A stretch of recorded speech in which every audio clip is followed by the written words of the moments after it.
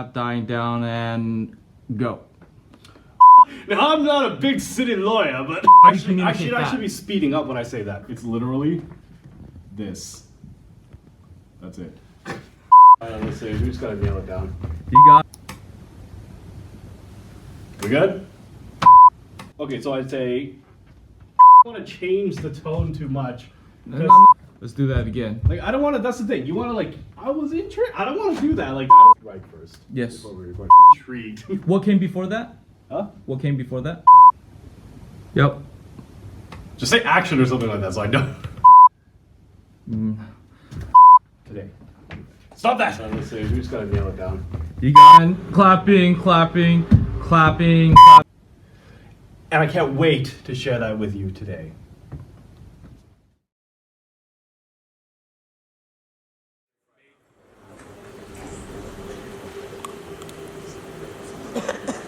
So it's interesting, we've spent a lot of the time today talking with architects. By the way, Gabor asked the question, why are there so many architects here? It's simple, it's the only way they can get in this building early. So we've had designers, we've had engineers, and we've had makers. So maybe it's time that we actually talk to some growers. So the last presentation today are farmers. And one question I'd like you to think about is when Madam Sun was up here talking about anchoring your feet in the earth and feeling the energy. Probably all of you spend far more time in a Pilates class or yoga class each week than you really do thinking about where your food comes from. Maybe it's time to change that. So with that, I'll ask Francis, John, and Wen to come up on stage.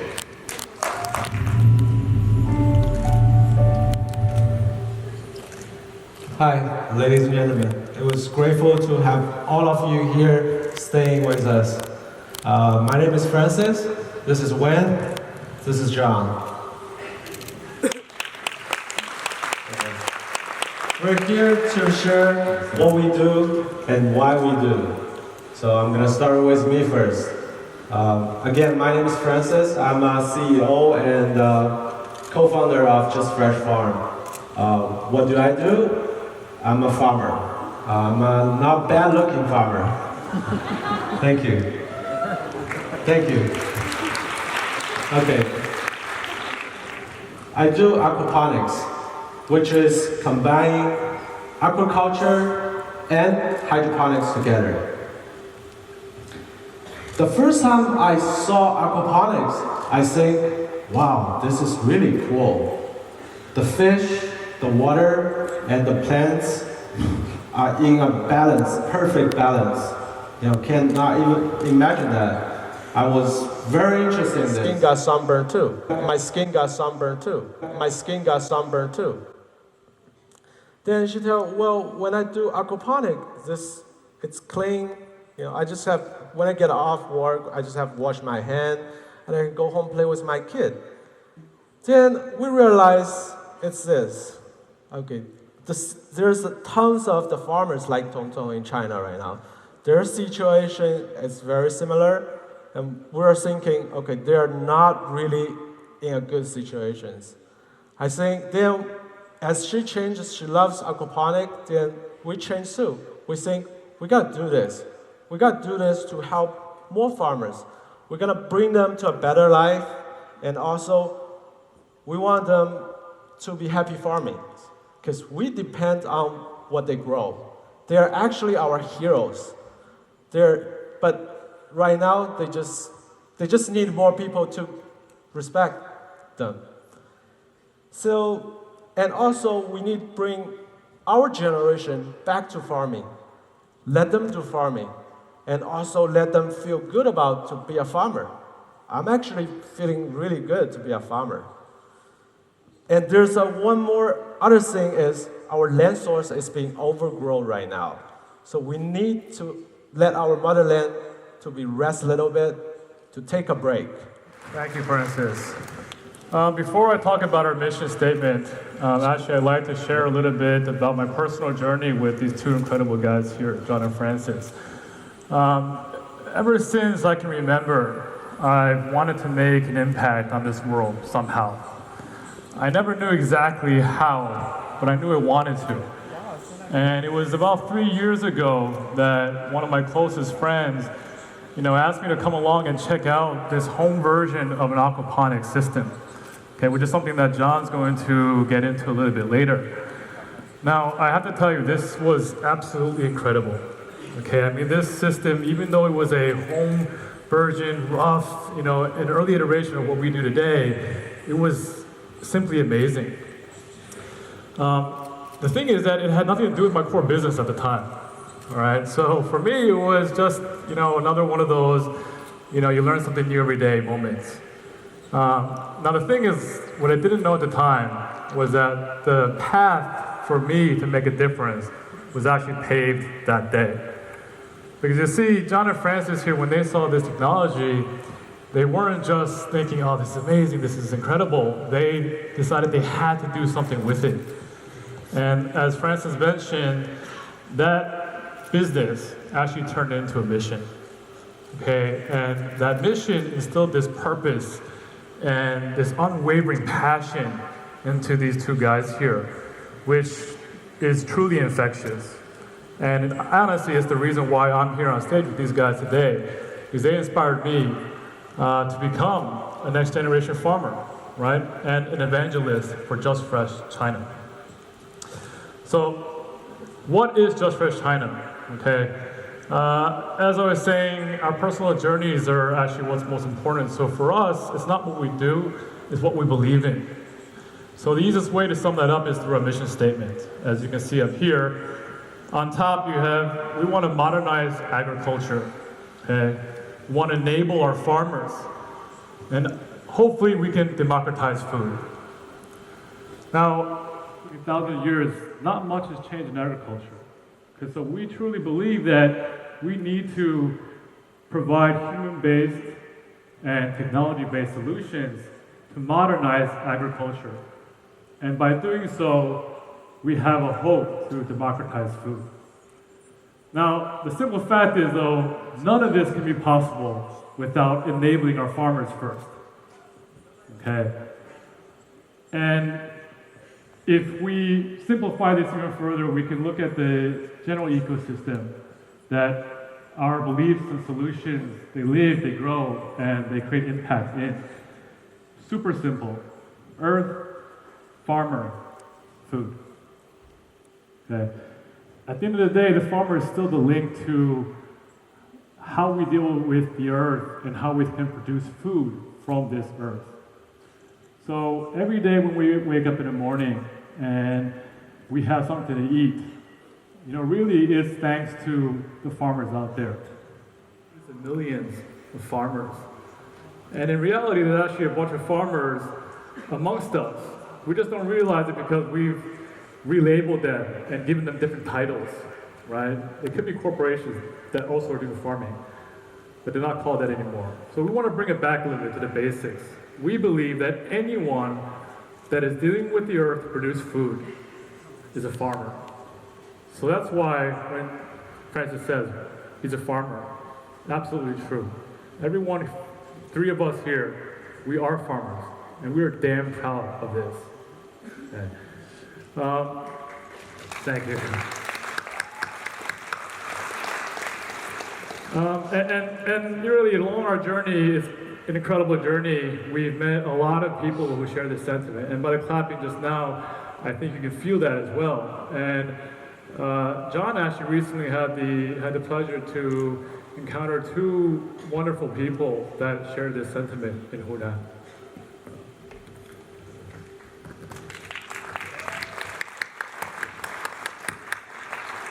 Yeah, hi everyone. I want to share with you guys an incredible journey that we recently took as a company to Hunan. And it was a truly moving and inspiring experience. We got to speak to a lot of farmers, learn about them, learn about their lives, their aspirations, hopes, and what they really cared about. And we did not expect to learn a lot of these things. And one of the there was one particular couple that really inspired me personally, and I'd love to share that story because it made a huge impact on my perspective and our team's perspective. Now this couple went from the farm to the city in exchange for higher salary, better paying jobs. But within a couple of years, they realized something was wrong, right? Then something didn't feel right. So, and they have 2 kids too, right? 2 young kids, I believe 5 and 7 years old. And they decided to move back to the farm. Very, very little, 2,000-3,000 RMB a whole year, right? And that was very intriguing to me. So I wanted to understand why they made this decision. And it was pretty compelling, And the reason they moved back they told me was because this land, right, this precious land has been with their family for generations, and generations. And for it to just stop with them and right here is not something that they would be proud of, right? So that was their decision to move back. Then I asked them, what about medical care and so on? You have kids and education, and their response was, well, we're community, talking about the actual farmland we visited. And immediately we could tell that some of the models and methods that they were using were perhaps not the most efficient, and that we can definitely help in certain areas. And so we agreed that we are going to make this connection, right? The same way that they taught us or inspired us. We're going to go back and we're going to work with them and introduce, some of the systems that we use and models that we use that we are very confident that would benefit these farmers, and that's our commitment to them.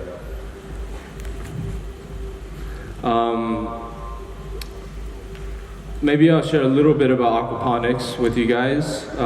Just briefly, aquaponics is essentially hydroponics with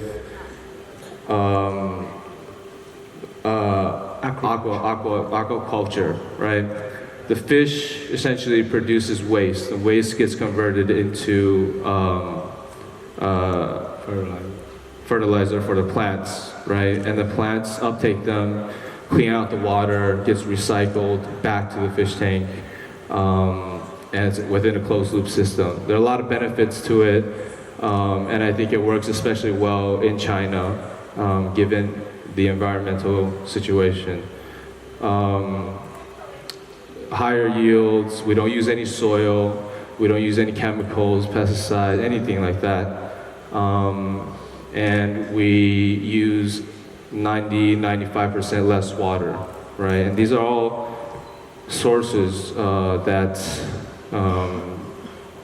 are scarce, very scarce, and badly needed, in areas like these. So that's pretty much about aquaponics, and that's what we're gonna do. Now here's an image of our most recent farm in Sesan. And so these guys inspire us to do the things that we do, and that's why we work so hard, and we're going to continue to do so, because we got to protect these people. We got to protect them. They are us, we are them. That's our belief.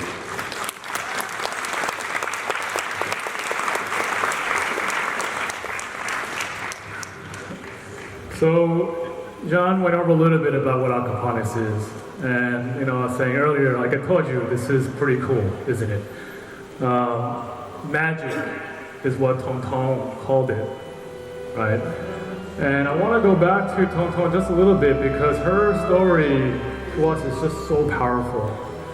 She's young, she was born and raised in a rural community, so she had to do farming.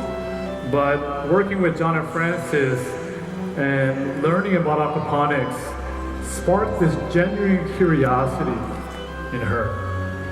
It made her want to learn and be educated. And that's why what Frances was saying, she was asking all these questions. And we actually ended up giving her biology books and chemistry books for her to read up on. But that's just amazing. Something that is actually good for our ecosystem within China, this aquaponics, can impact our farmers and enable them so much so that they can actually look toward the future and they can be hopeful about that future. Okay. Now, that in itself is what we're saying when we're expanding horizons, right?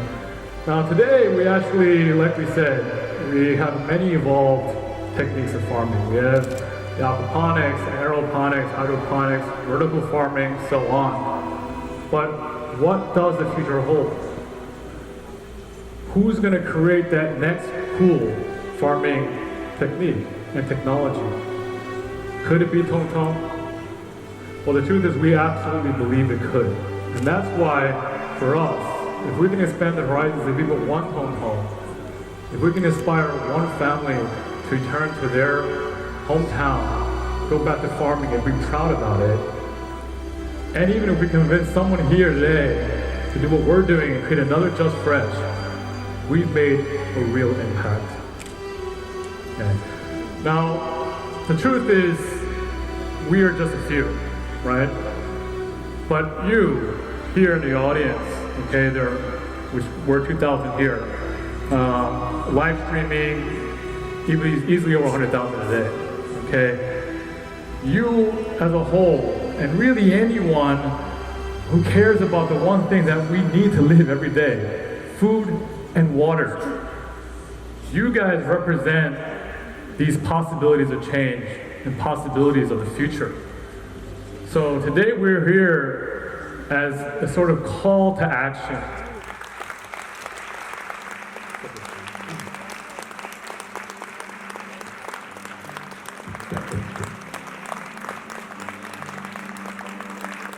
来自安徽，我姓于，我叫于道友。我是一位农民出身，以农为主，家里种水稻、小麦、西瓜、玉米、高粱，一切等等。我也是来自安徽六安的。我们家春天是种水稻，还有一些西瓜；秋天嘛就种小麦和韭菜什么的。反正种点蔬菜嘛，青菜、萝卜都是自己种自己吃的。谢谢。我是来自湖南怀化的，家里呢一般种些水稻，但近2年呢，我从事了一些有机食品的这个生产，但是也销到了你们上海的一些家庭里面。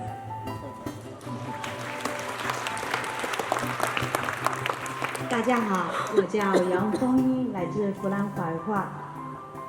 我的家乡在一个很偏远的山区嘛，反正一辈子都是从事农业，祖祖辈辈都是这样。这位是我的女儿，叫杨瑞雪，这是我的儿子，叫杨宣成。大家好，我是来自安徽霍丘县，我是出生在农民百姓家庭，我们祖祖辈辈都是以农业为主，小麦、稻子，还有蔬菜、新鲜的水果等等之类。谢谢大家。我来自安徽，名叫王喜平。我们家都是种蔬菜，大棚里的，光是都是辣椒、黄豆、一些有机的蔬菜，我们自己种自己吃的。谢谢大家。Ladies and gentlemen, they are our heroes, right? They are. I would like to ask everyone of you, please stand up, please, and join us celebrating for them. Show our respect for them. Thank you. Thank you. Thank you. Thank you.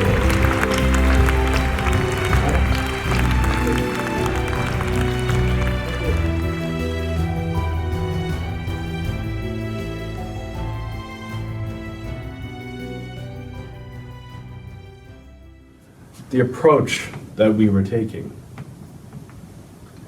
When I talked to these people, there was always an emphasis on the connection to the past. Heritage, tradition, continuity. These words are excellent reasons, but they also serve as important reminders to why we do what we do and how we do what we do. My paternal grandparents were farmers, and with 2/3 of the Chinese population employed in agriculture as recently as a generation ago, I don't think very many of us need to look very far to find either a personal or a familial connection to farming. But we seem to have forgotten it. We're so quick to forget where we've come from. We're so quick to be mesmerized by glass and steel and commercial enterprise. So quick to devalue, demean, and marginalize those of us who are so important to the functioning of our society. We have achieved so much on the backs of their labor, but we dismiss them. The most vulnerable stakeholders in our food supply, and by extension our society, and we have neglected them. Never again is our vow. Never again will we allow them to be marginalized. We will protect them, and we will work with them, and we will enable them.